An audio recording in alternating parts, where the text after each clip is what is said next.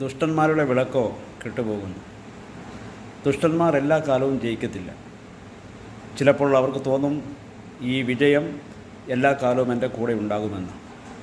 എന്നാൽ കൂരിരുട്ട് വരുന്ന ചില സമയങ്ങളിൽ, പ്രതിസന്ധികൾ വരുന്ന ചില സമയങ്ങളിൽ അതുവരെ കത്തിക്കൊണ്ടിരുന്ന അവരുടെ വിളക്ക് കെട്ടുപോകും. ആ സമയത്ത് അവരെ സഹായിക്കാൻ ആരും ഉണ്ടാകത്തില്ല. അവർ ഇരുട്ടിൽ തപ്പിത്തടയുന്ന കാണുവാനായിട്ട് കഴിയും.